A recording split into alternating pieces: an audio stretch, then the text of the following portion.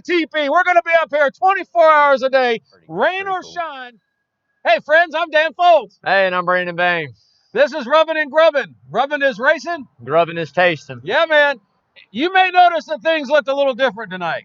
First of all, I was doing some training for a fellow on a Freedom boat, and I've just literally just been out to the ocean, so my hair is on fire. Hell with it.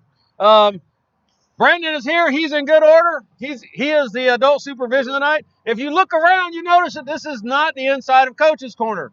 So, as it turns out, we are in the middle of the Atlanta Braves being in the playoffs. And when that happens, John and Adele Henderson, the owners of Coach's Corner, the center of the universe, Dan. Yes, it is. They erect a tower in the front of the store. We are on top of that tower. We're on top of the world right now. And on top of this tower, we've got the teepee. And as long as the Braves keep stroking it like they did today, the teepee will fly, the flags will fly, and we will be raising money for Becca Spear. We'll talk more about Becca in a minute. What's going on in NASCAR, friends? You know, right now it's silly season, and there's a lot shaking. There's a lot of moving pieces and parts. NASCAR released their race schedule for 2021. Chicagoland and Kentucky got the axe. No races for them next year. Big? I mean, Kentucky's fine, but I love Chicagoland. That was one of my favorite tracks to watch them race at. Just multi-groove, very fast, high line comes in, guys track guys down, man. That's always a really good race. I hate to hear that at Chicagoland, honestly. I bet you the Chicagoland people hate it too, right? I'm sure, but I mean, we'll see. I mean, it just, like I said, to me, that was a cool racetrack in itself. That one, I could have kept that one and thought of a couple other ones to take a date away from or to get rid of before I would have got rid of Chicagoland. Gotcha. Atlanta Motor Speedway. Yeah, man. The super fan here. Man. 2 races next year. They added a race at your favorite track on July 11th. Atlanta, man, what do you think of that? Man, let me tell you, the March race is going to be beautiful, as it always is. That's a great race. Unless it rains, then you're stomping around in mud, but it's still fun to be there either way, right? I can tell you, in July, if you have never been to Atlanta, I would recommend going in March, not July. Because I'm telling you right now, the Labor Day race, this race is going to be probably one of the hottest times you have ever had wanting to watch a race, man. I mean, it is scorching out there, man. It'll be hotter than the 4th of July. It'll be July 11th. Right? Yeah, man. It's hot, man. Oh, man. Yeah, you know, we've seen some hot races this year as that schedule moved around, and guys were having to get leaf blowers stuck through the window of the car into their suits and stuff. Yeah, I know they had some problems with heat casualties, heat stress. Darlington gets 2 races next year. The opening race to the playoffs on September 5th. The race at Indianapolis will move from the oval to the road course, and they added a race at the Nashville Superspeedway on June 20th. NASCAR is making these changes because of fan complaints of too many, what do you call them, cookie cutters, 1.5 and 2.0 mile tracks. Yeah, I guess. There's rumors about who is going to fill the seat in the number 48 car. They're all over the garage. Alex Bowman may move to the 48. And guess who is rumored to take over the 88? Kyle Larson. Yeah, I don't know, man. 88, 48, what's the point in changing numbers? Bowman should just stay in the 88, and if Larson's coming or Eric Jones or whoever, get in the 48, man. I mean, what's it matter the number, you know? I mean, and, you know, back to the NASCAR complaints about too many tracks of being this and that. Yep. To me, that's what NASCAR is. That's what it is. Yeah, we got a few, you know, a couple roadals that we raced on this year. You know, a couple road courses they raced in the regular season. You know, super speedways, Talladega and Daytona, big 2 miles. Yeah, but that is the staple of NASCAR, right? That's what it is. So, if you want to put on a show, hey, let's put on a show. But I mean, like I said, at the end of the day, Chicagoland's one of my favorites. The mile and a half is really what made this sport grow in a way. You had Bristol that obviously did everybody want to go to Bristol. Talladega. You had a handful of races where everybody wanted to go. Atlanta was one because it was the last race of the year. Right. Just so many of these tracks, right? So now we're going to start taking away from these mile and a halves. Now, I don't say maybe take away these mile and a halves. What I say is take away some dates from some of the mile and a half. Okay. You know, and apply them elsewhere. Yeah. And, you know, we had a saying when I was in the military: if your soldier's not bitching, you better check his pulse because he's dead, right? So the fact that NASCAR fans are bitching doesn't really mean anything. I mean, we bitch, we complain, you know. I mean, nope, you're never going to make everybody happy. I mean, come on. Has anybody heard anything about a dirt race at Bristol? My wife said my wife has turned into a NASCAR fan because of this show. All right, we'll come back to that. All right. Mr. Larson has not yet been reinstated by NASCAR, but it could happen. The 88 car is largely supported by Chevrolet as opposed to a corporate sponsor. Larson has completed his diversity training and has been quietly continuing his work with a Philadelphia-based urban youth racing school that predates his use of a racial slur. Speaking of Hendrick Motorsports, they were hit with a level 2 penalty and fined $100,000 for too much wind tunnel testing. They lose 20 hours of testing next year on the all-important testing of the next-gen car. Is this a big deal? Yeah, that's going to hurt. That's definitely going to hurt. I mean, when you look at not so much the aerodynamic aspect on super speedways like Talladega and Daytona, because Hendricks run really good there, had really good horsepower, but the mile and a half, again, and the 2 miles, that normal, aero that you need, losing 20 hours on something you have no data to fall back on, right? Definitely going to hurt. Now, if, as I've said early in the year on the show, if Chase Elliott goes out and wins this championship, right? Is it worth losing 20 hours? Could be. So, I mean, it's definitely going to hurt him a little bit for sure next year. But with Hendrick being, I mean, that's the top Chevrolet team. It will not take long for him to be like catch right back up. He'll be up there. They're going to find out what they need to know in the time that they're allotted. You can guarantee that. Yeah, that's actually above my level of understanding. I don't know why. How could there be too much wind tunnel? I mean, I just totally don't get. I mean, I would think the concept behind it is you have all these big teams. You have Hendrick and Gibbs and all these guys that probably, honestly, I don't know how it works if you have to rent airtime in like a NASCAR sanctioned aero tunnel, or if you're allowed to have a private aero tunnel, and you got to log your hours. I have no idea. You got to film your hours, whatever. I have no idea how that goes. But I would understand that Hendrick and Gibbs and all these big corporations would have the money or do have their own wind tunnel. Right. So when you look at those three organizations, and then you have guys that are, say, from 20th to 38th that want to try to compete, how can you compete with somebody who has an air tunnel you just pull your car into and figure out what you need to figure out? So the rules are set by NASCAR. Hey, this many hours, I know that. Hey, you got to film all your sessions. Right. What they got in trouble for was the tape stopped. And the car kept going. And the fan kept going. That's what they got in trouble for. That makes sense. Like I said, it's a big penalty. It really is a big deal. I mean, $100,000, the money aspect of it's not a big slap on the wrist by no means to a guy like that. Would be for me, but it's not for them. Yeah. The hours is what's definitely going to hurt them. So. Gotcha. So that leads us to the second round of the cut line for the playoffs in the round of 12 drivers. The drivers on the hot seat now are Kyle Busch. He's 9 points back. Clint Boyer's 20 points back. Eric Almirola's 27 back. Austin Dilla's 32 point backs. Big. Other than Kyle KFB, it looks like these other guys will need a win to move forward. I mean, Kyle Busch could possibly have to have a win to move forward, man. I mean, we got Talladega coming up, man. I mean, what happens 4 laps into it if there's a big wreck and say 6 of the top 12 guys wreck out and they're done, and 6 of them actually finish the race. That's going to swap those points, especially between these last 4, depending on who's in and who's out. It's going to swap it big time. So, and Kyle Busch, I mean, yeah, he's a really good race car driver, and he knows what he's doing at restrictor place. He's got some wins, but he's not the best one out there at doing it. Right. So now we're going into a place where I would much rather see him 9 points back at a mile and a half, and know he's probably going to come out and get a top 7 finish at the worst, right? Right. Now we're going to Talladega, where you can be running 28th and a guy in first wreck and, hit 19th, 20th, first, second, third, fourth, and 8th. And here's your day, a quarter of a track in front of you ruined, your championship ruined. So, hey, hold that shit down there. It's going to be it's going to be and that's the swear bucket. It's going to be a lot of drama-filled strategy type things to see what these guys do. I mean, if Kyle Busch finishes 38th and Clint Boyer finishes 5th, that's going to swap those points big time. Yes. No matter where the 8 that are good in front of him run. Right. it could be next week going into the Roval or road course, another kind of up in the air. Right. Who's actually going to be on that? Who's out? Who's in? Clint Boyer could be 6 points out, and Kyle Busch could be 28. Okay. I mean, who knows? You know what I mean? It just depends. If all three of these guys, if Busch wrecks out and these three guys finish ahead of him, that's going to flop those points, man. So, gotcha. And going into a place at Talladega, nothing's guaranteed, man. Gotcha. All right.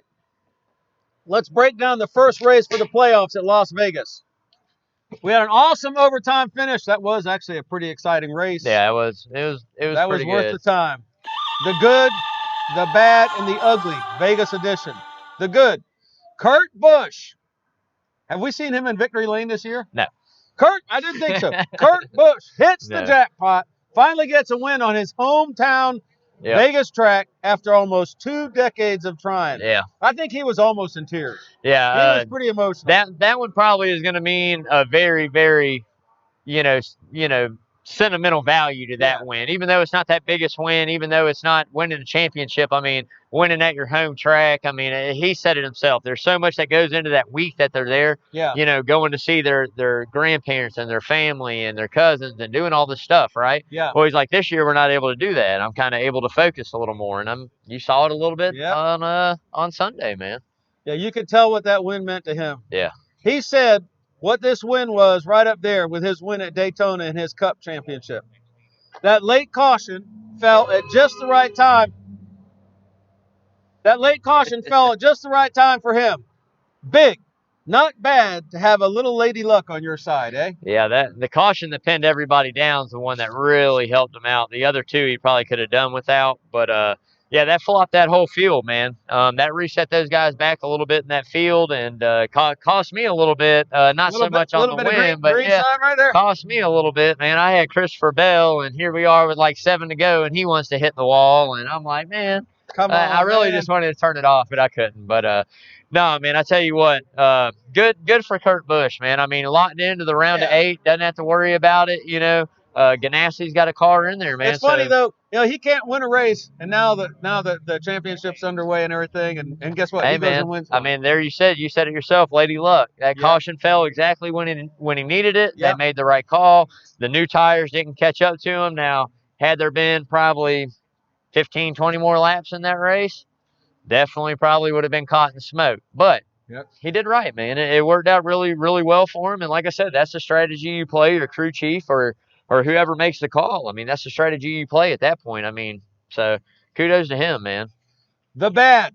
Austin Dillon was racing well. He had scored 10 important stage points until his car overheated.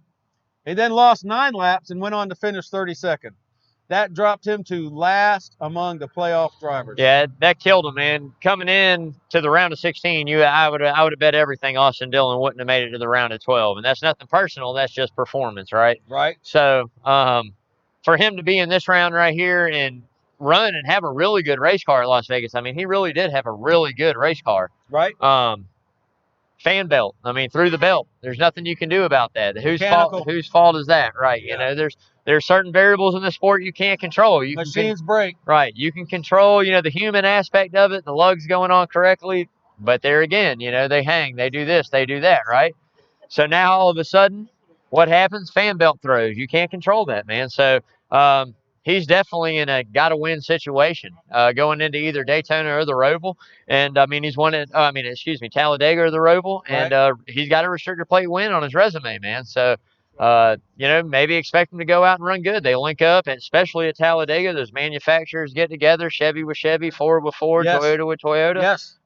So you might see him, pushing somebody to the win and stealing it for himself or being the guy out front on the last lap. So, I mean, Talladega, anybody can win that one, man. The ugly. Nobody's friend Joey Logano, who Mr. Logano does seem to be struggling with friendships lately. He got a love tap from his BFF, Kyle Busch, early in the race and cut down his right rear tire, forcing him to pit. He had a fast car, and it was a shame to see that because we had the number 22 car in our NASCAR pool. He never recovered and finished 14th. that cost us money. Well, I took him to win on Sunday, but I will say this on Kyle Busch's defense. If you watch that replay, Yep. Kyle Busch did not go up and hit Joey Logano. Logano did not know what was going on and thought got he had startled. more room than what he thought, man. Yeah. I mean, that's how Like, it what looked are to you me doing at the end there? of the day, right? Yep.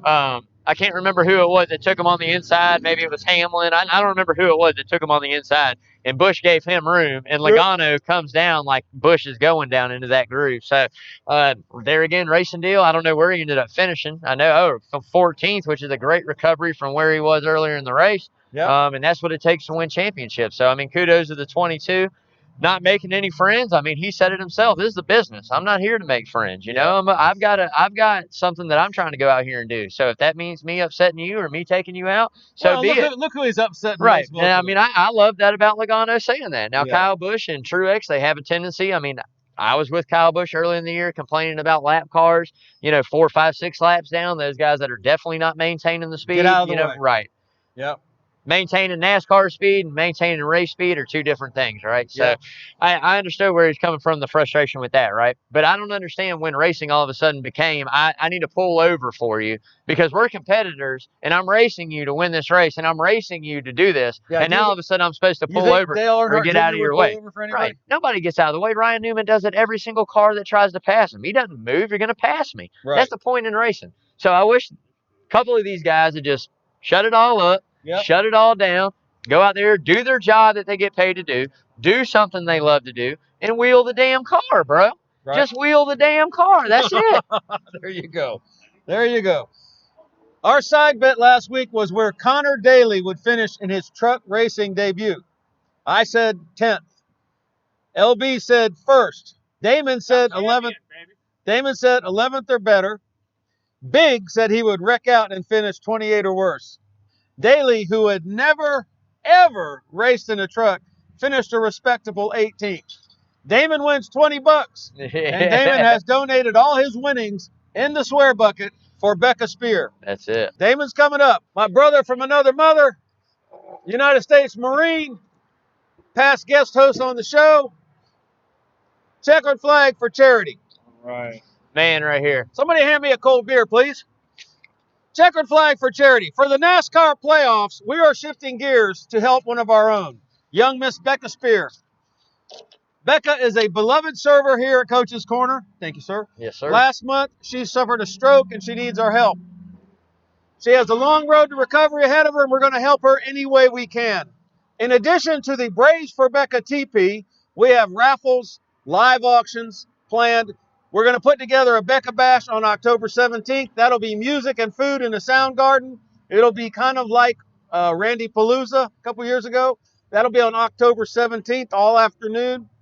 And that's the day of the Georgia-Alabama game. So you can come and you can watch some sports and help and hear some music and help Becca. We put together a basket of cheer last weekend. The liquor was donated by Mr. Brian McCarthy.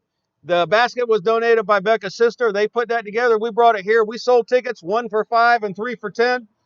And I'll be doggone if we didn't put together $1,040 on a bag of liquor right there. $1,040 right here at Coach's Corner. That was the Rubbin' and Grubbin' crew right here. We would like to thank Brian for putting this awesome raffle together, and our lovely raffle ticket sellers, Jeannie, Karen, and Stacy, for making everyone open their hearts. Now, I've done a little bit of unscientific research, and I have determined that when Karen sells tickets, the ticket sales escalate. And that's just all I'm going to say about that. The ticket sales escalate when Karen sells tickets. So we're going to do that again. And there was a happy lady. We read her number. She got a big old huge thing of liquor to take home, and she was all smiles. And we hope you come out and hear the Tom Petty tribute band, and we'll have another one of those going on for you. So here's how our bucket works. Well, first of all, if we drop a swear word, $1 goes in the bucket. And then at the end, after the race, whatever car number won, we convert that number to dollar bills.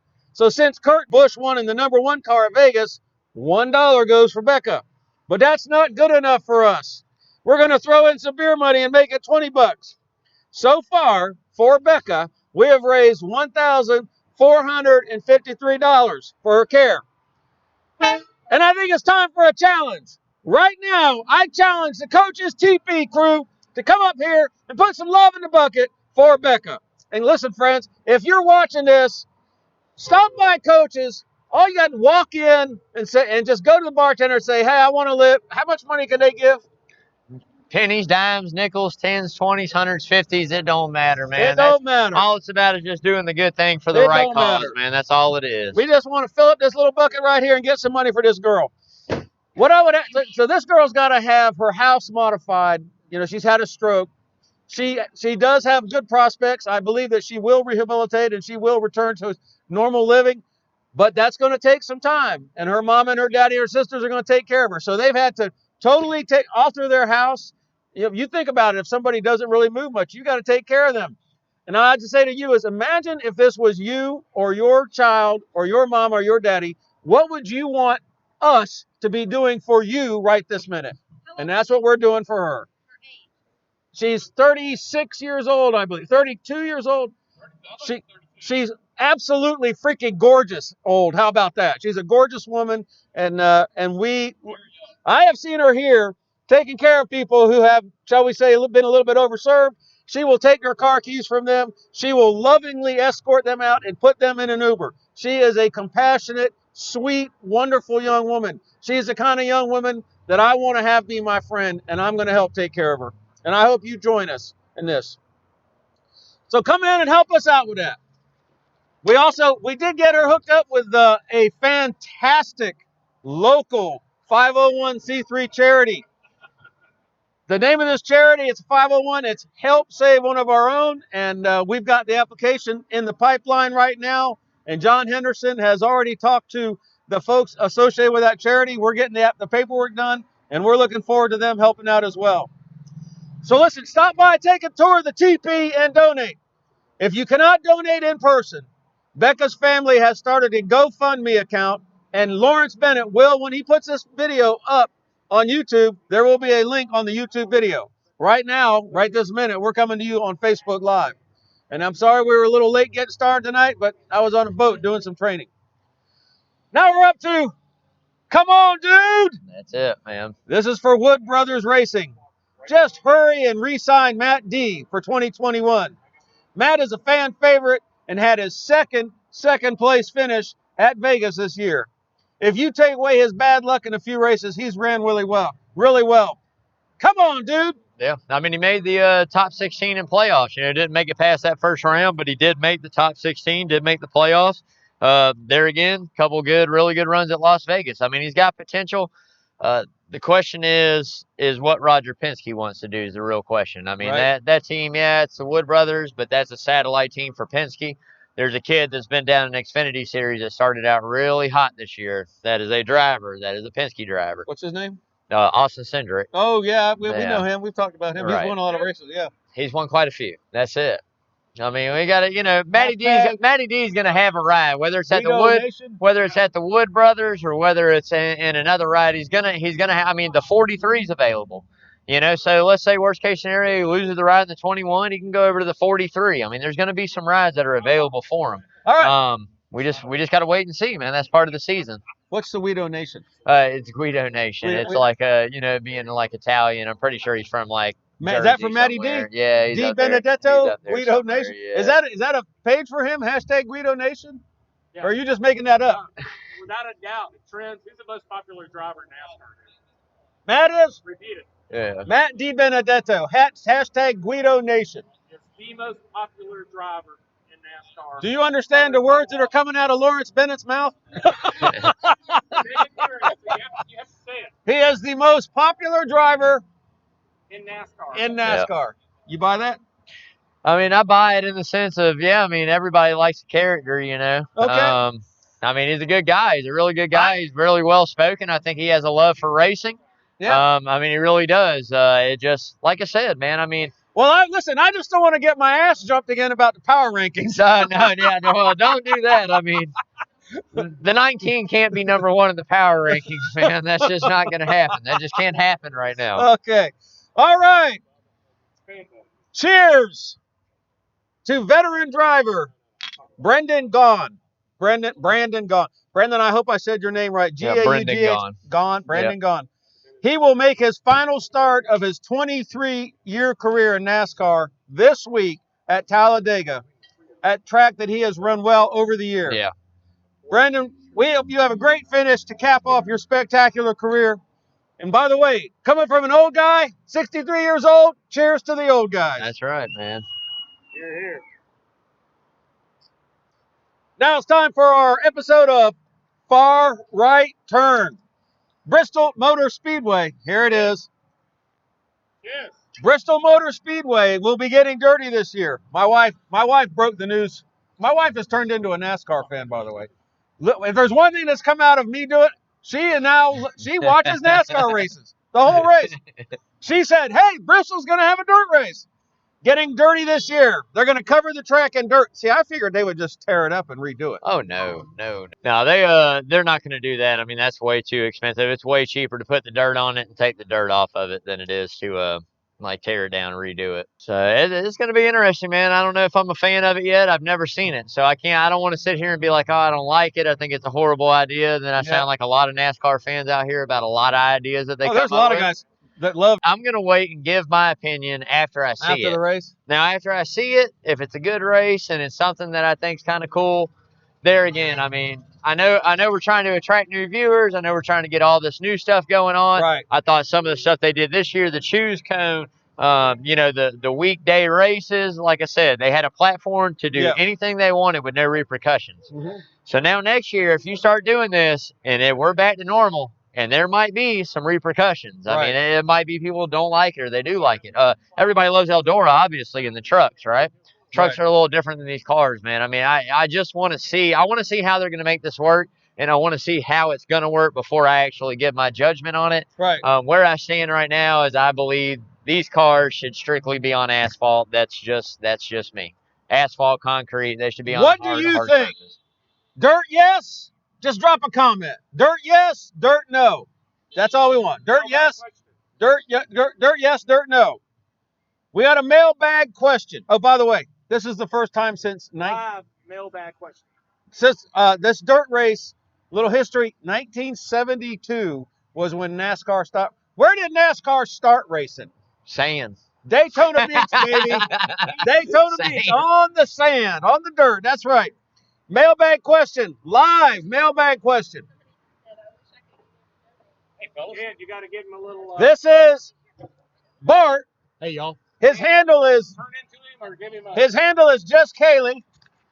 All He is. When we say that Big knows a lot about NASCAR, well, there's a reason Big knows a lot about. Because this is Big's daddy, and this is why Big knows about NASCAR. That's just because he's been going since a young age. There you go. I don't teach him this stuff. This is Bart. But I do have a mailbag question for y'all. What's that? Who holds the fastest qualifying lap at what track?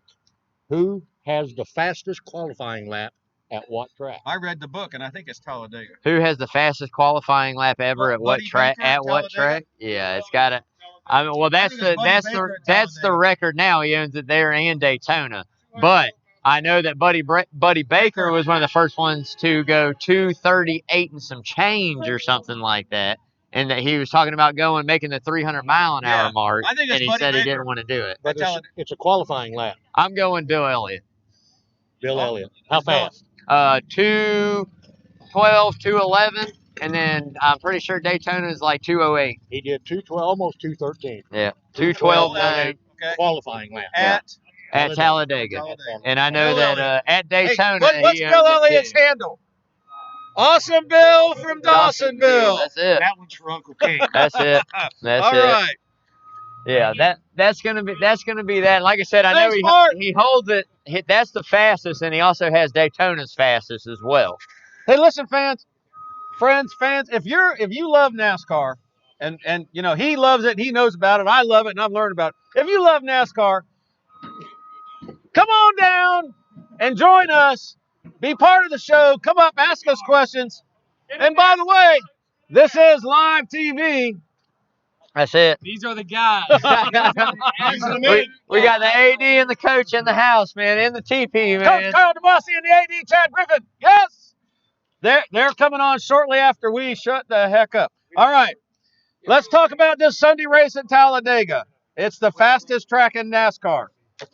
This is going to be a sleepless week for drivers and crew chiefs. Our side bet for Talladega. What lap will the big one happen? I say within the last 10 laps. I say very early in this one. So within the first 10? I say within the first 10. First 10, last 10. I'll say lap 9. Got first 10, got last 10. Lap 9. Lap 9. Lap 9, okay. Somebody write this down. You got to give a lap, buddy. We got it. How many laps are there? 188, I think. 188 laps. So 10 off. So yeah, 178. Yep. I got 178.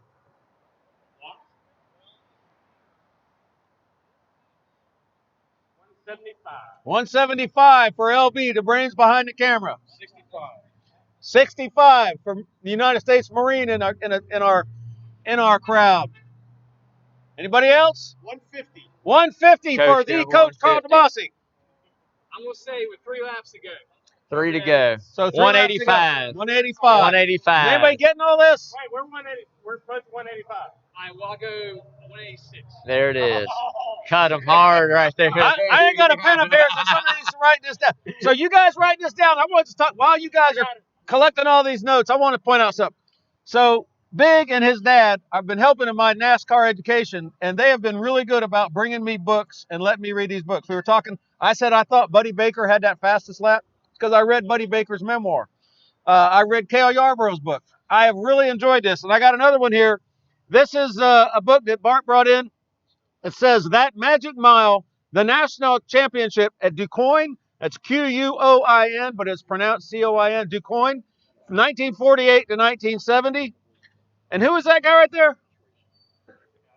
I don't know. You can't see. Dad knew. Who is this driver in this picture? There's AJ Foulds. See, we ought to know who he is. Yeah. You know, I asked a young girl.